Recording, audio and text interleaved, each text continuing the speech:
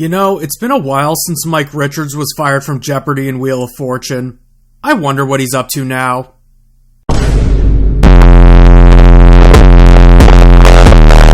Well, at least I have an excuse to talk about Divided again. Euaoi. When I found Game Show Network's free channel made for streaming platforms, Game Show Central, I immediately fell in love with it. That's mainly because Game Show Central's schedule consists primarily of reruns of old Game Show Network shows like Idiot Test, Baggage, Catch-21, and many more. With some of those shows being ones I've never watched before like Mind of a Man and Cram. But my favorite one by far is Divided, a show that ran for 105 half-hour episodes over 2 seasons on Game Show Network and was hosted by Mike Richards. No, not the Canadian hockey player with the same name, but the guy who was the executive producer of Jeopardy and tried to weasel his way in as the new host after Trebek's passing, and almost got away with it. Until he was forced to resign because of some inappropriate comments he made on his podcast, The Random Show, which ran for 41 episodes from May 2013 to October 2014, where he recently joined Ben Shapiro as the new president of Daily Wire following the exit of former president Jeremy Boring, yeah, that's actually his name, in March 2025. But going back on topic, not only am I going to be talking about the US version of Divided, I'm also going to be talking about the UK version as well. Why I'm covering 2 different versions of the show is because despite both of these shows having the same name and concept, they're both different enough from each other to the point where it's actually worth mentioning both of them in the same video. Without further ado, let's start off with the UK version of the show. Why the UK version? Because that version premiered first. And also, I've recently gotten into that version. The UK version was hosted by broadcaster and former tennis player Andrew Castle and ran for 60-hour-long episodes over 2 seasons on ITV from 2009 to 2010, even though there are 7 episodes that have never aired. The show starts off with 3 complete strangers walking in and meeting each other for the first time, where they then introduce themselves by saying their name, where they're from, what they do for a living, and their best trivia categories.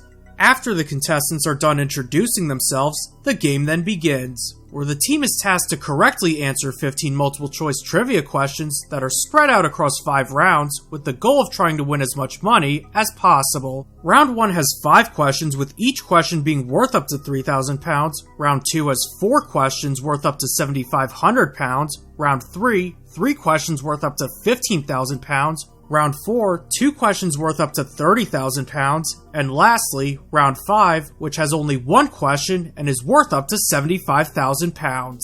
The questions themselves are simple, with there being only 3 multiple choice answers where the team must either pick the correct answer or rank the 3 answers in the correct order. But the catch is, the 3 have to unanimously agree on an answer for each question, and they have 100 seconds to do so. The sooner they could answer the questions, the better, because the amount of money they could make is attached to the timer, meaning the longer they take to answer, the less money they could make off of each question.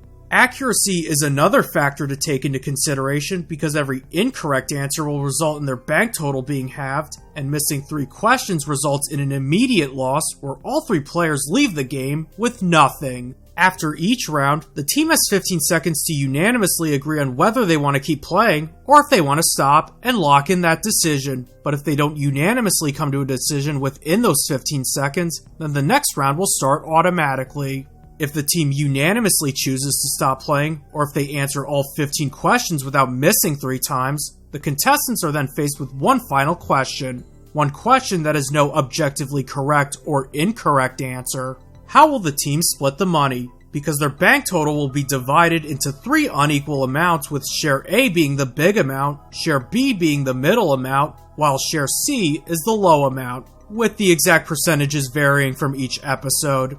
In order to bank the money, all 3 players must claim a different share of the bank total and lock it in to finalize that decision. But much like the questions, the longer they take to come to an agreement, the less money they'll have at the end. Before the timer starts, each contestant is given 15 seconds to plead their case as for why they deserve a certain share of the money, and if there's no agreement, the timer will start to count down along with their earnings.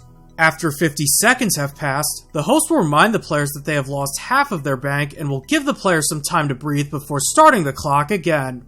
If the timer goes to 0, all 3 players leave the show with no money. Once the game ends, the players give one final exit confessional where they would reflect on the game they've played. Now, after explaining the UK version, I will now go over to the US version and mention the similarities/differences between the two shows. The US version follows the same core gameplay mechanics as the UK version, where a team of strangers have to unanimously agree on answers to questions against a racing clock to bank the most money, just with some noticeable differences. The first main difference is that the team starts off with 4 players instead of 3, and they introduce themselves in a confessional rather than introducing themselves to their teammates. Since the episodes are only a half hour instead of a full hour, there are only 4 rounds of questions, with there being fewer questions overall, but each round has a different criteria for answering questions. The first round has 3 questions, with each question being worth up to $5,000, with the questions themselves having only one correct answer. The next round also has 3 questions, but each question is worth up to $10,000, and the questions now have 2 correct answers. The last 2 rounds have only 1 question each, with the 1 question in the third round being worth up to $15,000, and the question in the last round being worth up to $25,000, with the criteria varying by season. In Season 1, the $15,000 question involved the players having to rank all 3 answers in the correct order, while the $25,000 question had the players find out if either 1, 2, or all 3 answers were correct. In Season 2, it was reversed. The $15,000 question had the players find out if either 2 or all 3 answers were correct, while the $25,000 question involved the players having to rank all 3 answers in the correct order. Also, due to the shorter runtime, the players now only have 60 seconds to unanimously answer the questions, rather than 100 like in the UK version. However, the question at the end where the team members have to agree on who gets what share of the money still retains the 100-second timer. Since it's harder to get 4 people to unanimously agree on an answer within 60 seconds than it would be for 3 people within 100 seconds, the US version introduces a new gameplay element not seen in the UK version called the takeover button. What this does is, if the team is struggling to agree on an answer, a member hits the takeover button and the answer they had typed in will be locked in for the whole team. It should also be worth mentioning that they only have 2 takeovers and are given to them after answering the first question,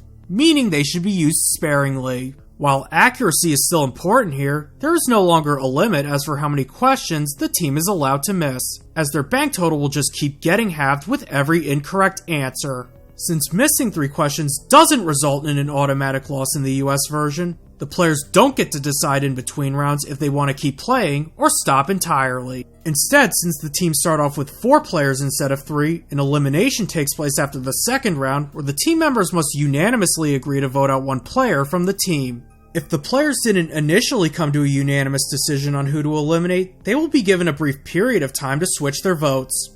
But after that brief time period, they will start to lose money from their bank by the second, and will continue to do so until they unanimously agree on someone to eliminate.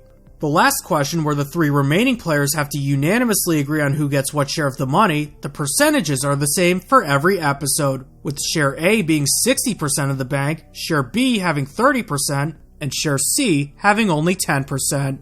Unlike in the UK version, the players don't get a 15-second plea at the beginning, and it just starts with the timer decreasing. Instead, the pleas are added after the timer is half depleted, where the clock will temporarily stop and the remaining players have 10 seconds to make their case as for who deserves what share of the money. And much like in the UK version, if the 3 don't come to an agreement once those 100 seconds are up, the 3 remaining players leave the show with no money. Now, after explaining both versions of the show, I'm going to be going more into detail as for why both of these shows work so well in the context of both the format and the show's individual features. But before mentioning what I like about the 2 different versions, I'm going to mention why the core gameplay of it works so well. Why it works is because I believe the format does a great job at mixing trivia with social politics, something I haven't seen since The Weakest Link, because knowing the correct answer is only half the battle. Because if you can't convince your teammates that you know the correct answer, then you might as well not know it at all. Alright, so I'm gonna go with chatting while chewing food and biting fingernails. Chatting while chewing food. That's like really annoying. Smoking and chatting while eating food. It's not biting your fingernails. Smoking is money on. How would you not put... Chatting while chewing food is something that's happening socially in front of people, and so I feel that that's gonna be a habit that's more irritating to Americans than biting fingernails. It's not good. So let's lock in B and C for everyone. But was Melissa right? That was incorrect. The correct answer was A and C. Rudy. That's like 5 in a row. Just saying. I also think having the team's monetary value from the questions being tied to the timer is a smart choice because it just adds another element of pressure for the players who are trying to convince them what the correct answer is, and it leads to funny, tense ramblings like these. That's my personal suspicion because I think Kalahari sounds a bit more Eastern, a bit more Oriental. It sounds sort of Indian and stuff like that. Kalahari, sort of like Indian. Definitely say A and B. As a millennial, I know my Instagram. It took me a second. I think A and B is way more popular. Look at it. A and B. A and B. Is Shrek shirtless? Like, he's not. He's not. He wears a little, like a little tank top, a little elf costume. I was in a musical Shrek. Okay, you're right. You're right. A and C. A and C. Lack of discipline. Lack of funding is definitely one of them. A and C. And there's not enough money going to schools. They're putting it for teachers are not appreciated. Picking makes me laugh. Yeah, but confidence kind of like confidence and then definitely first one. There's a lot of dumb guys out there that don't really believe, you know. Having the player's bank total being halved is a very fitting penalty for missing the questions because, yes, you want to be fast if you want to bank a lot of money, but accuracy is also another thing to take into consideration since taking a couple of seconds to go over the question could be all the difference between banking some dough or taking a pretty deep cut. And lastly, I can't forget the part of the game that makes divided, the end game. Having the ending bank total being split into 3 unequal amounts and leaving the players themselves to quarrel with each other over who gets what share of the money leads us to some very messy moments like this. I'm not going for C. Why are you not the A player in any way, shape or form? In my mind, I am. You couldn't even count. You couldn't count to 19. You guys got that question wrong for me. You couldn't count to 19. Nothing at all. Absolutely not. Absolutely. Go ahead and take C because you've been the weakest player since you've been here. I have answered the questions. I have argued. I've If spoken anybody first and deserves spoken it, it's statistics. me and the big purple mess over here. I'm sorry. I mean, I didn't lose this any money, so that's why I'm going to sit here and say A for me. I think I got the most right, so I should get the most money. Word. A. Chitty, you get A? You just Absolutely. Push the button. All right. Chitty. Yeah, Chitty. Just take the middle. Just take it. Come on. There's no money Take left. the middle. What is wrong? I'm taking the least. Push the button. I definitely think I deserve the most. I'm just gonna say. Yeah, you're crazy. No, I deserve the most. I'll take B, but you gotta take C. You gotta take C. You gotta take C. I gotta take C. Honey, you hesitate more than everybody else. You hesitate more than everybody else. All you've done is been a mixologist. Oh my God, but she's been wrong. All the ones that I got right would equal more than what your one answer would got anyway. But we didn't pick your answers. We didn't pick your answers. We did not pick your answers. Will you just do it? Will you just do it? Please just take some money. We're going to be some broke people today, my friend. I'm taking A. I'm taking A. I was Taking A. You'll take over half that money. Your last contribution killed it. I'm out of here. You guys know what you got yourselves into. No, there's no You just lost us $9,000. Let it crash and burn. I'm taking the most. So you've got to take the least, otherwise we all lose it. We all gonna lose. We'll go home with nothing. Nothing? I'll be petty. 10 seconds. You know what? I should get A for dealing with you two. Sure, it sucks when that team has that one stubborn guy who will only settle for the biggest amount even when they clearly don't deserve it, but that's just part of the political nature of the show. As for the UK version, while it's not as crazy or as fast-paced as the US version, it does a great job at creating this tense atmosphere. And it makes sense given that if the team misses 3 questions, it's game over for them. Here's what I mean by the tense atmosphere. Was this answered too quickly after just 11 seconds? Which of these is spelled correctly? They said C. Is that the right answer?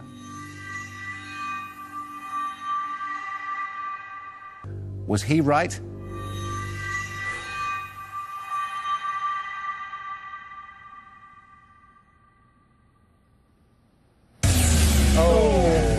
And speaking of atmosphere, I love the overall presentation of the show. I love how the 3 players introduce themselves at the beginning of the game. It kind of gives off this impression that says, yes, we're meeting each other for the first time, but we now have to rely on each other to get to a common goal. And that's one thing about the UK version I found to be more charming than the US version, is that it feels like there's this greater sense of camaraderie between the team members, which is kind of ironic given that the show's name is, well, Divided. While Andrew Castle is the host, I love that there's an off-screen female voice reading out the questions and answers and explaining why the answer is correct after the answer is revealed. It almost gives the impression that the players are trapped in some kind of simulation, which kind of goes back to that feeling of camaraderie I mentioned earlier. Yes, well done. You are a team of speed demons. The answer is C. Answer A has an additional P, and answer B is missing an L, meaning they are both misspelled. Put the following characters from the Harry Potter films into alphabetical order by their first names. A, B, and C. Going back to the questions, since the team is only allowed to miss twice before losing it all, I love how some of the questions involve the team having to read both the questions and the answers very carefully. And there are some questions where the team takes a very smart approach to going about them, where they split the answers between the individual team members and come to a consensus. Here are some examples of this. You look at A, I'll look at B, you look at C and try and get it. You need two O's in it, I think, as drawn it's on. Not A. There's no C. I think it looks like a possibility. It's, or is it going to be sure Stronomers? Yeah. Stronomers. Yeah, it is. C. Yeah. C. C. C.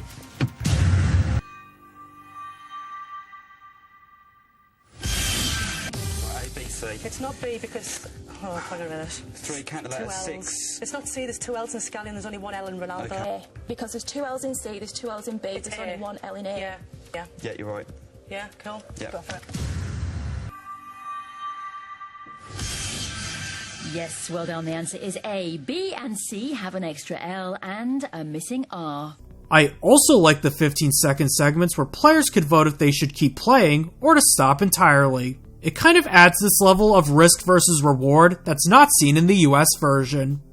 While the UK version puts more of an emphasis on teamwork and risk versus reward, the US version prides itself on being as chaotic as humanly possible. Since the episodes are only half the length of the UK version, the pacing is a lot faster. Since the team starts off with 4 players instead of 3, and there's a lot more arguing as for what the correct answers are, and don't forget the addition of the takeovers. Speaking of takeovers, this felt like a very welcoming addition to the Divided format, especially in a version that starts off with an extra player, and with there being less time to unanimously agree on a question. And it's not as overpowered as you think, since there are only 2 takeovers, and if a player uses a takeover and gets the answer wrong, then that's absolutely game ruining for them. But if they use it and get the answer correct, then it just puts the player in a very favorable position for getting the biggest share of the pot at the end. Even though there's no limit as for how many questions the team is allowed to miss, the risk versus reward of the takeovers provide a great substitute for the questionnaire in between rounds where the teams must vote to keep playing or to stop entirely. And since there's no limit as for how many questions the team is allowed to miss, I like that this guarantees that we see the remaining 3 quarreling over who gets what share of the money at the end of the episode. Another unique quirk about the removal of strikes is that the amount of money the team can end with can vary drastically by episode, with some ending the game with over $40,000 or as little as $23. Instead of the questionnaire in between rounds, the US version has the team make a decision after the second round where they have to unanimously agree to eliminate 1 player from the team. And this is a great addition to the US version, since missing 3 times doesn't result in an automatic loss in this version. This addition also provides another way to have the players stay on their toes, because any little mistake can put a player in the danger zone for getting the boot. Whether it's leading a team to the wrong answer, having a failed takeover, moving at a slower pace compared to the rest of the team, or hardly talking with your teammates. Even having bad synergy with your teammates could be enough to get you booted, regardless of your trivia skills. This fear of being eliminated can cause some players to crack under pressure and change their play style out of panic. Whether that would be using a premature takeover, leading the team on a question you really don't know the answer for, dogpiling on another player when they screw up, and so on. You may notice I'm frequently mentioning the takeovers and the episode eliminations together, and that's because they complement each other very well, and for reasons I mentioned earlier. Now moving on to the questions, I love how each round has a unique criteria for answering questions. It makes the gameplay feel more unique and uniform. while a lot of the questions are based on polls and studies from various publishers, such as... Based on a recent ad attention research poll, more of the viewers who are not paying attention to TV ads are doing what instead? According to a Lifeway research poll from last year, which of these were the majority of Americans thankful for at Thanksgiving? According to a recent Gallup poll, what do Black Americans consider the two most important problems facing this country? According to a poll last year of over 2,000 frequent flyers, after significant other, which is the most common sexual partner for a member of the Mile High Club? In a Fox News poll, which two of these statements about the Supreme Court do most people agree with? Some people would say that this is a bad thing because it makes the questions less unique, but I actually think these questions work for a show like Divided because the team has to debate and come to an agreement on what the correct answer is. Having a lot of these questions be based on polls and data encourages more discussion between the players, especially when some of the team members can add their own personal experience as for what they believe to be the correct answer. If the questions were just general trivia questions, it would get rid of a lot of the discussion that makes the show stand out from other game shows. To sum everything up, the Divided format does a great job at mixing trivia with interpersonal dynamics. While I consider both the US and UK versions to be very good shows, which format you would prefer is entirely up to you. If you want a more orderly show that places more of an emphasis on teamwork with a very tense atmosphere, you would like the UK version. But if you want something more chaotic and a lot more debating and arguing, then I would recommend the US version. As for where to watch the US version, there are some full episodes available on YouTube, not to mention that you can also watch a lot of the episodes on demand via Pluto TV. But I should mention that on Pluto TV, it has every Season 1 episode, but only 9 of the 65 Season 2 episodes. And between you and me, there's this third option that has most of the show's episodes available. Just saying. Anyways, that's all I have for today, and I'll see you next time.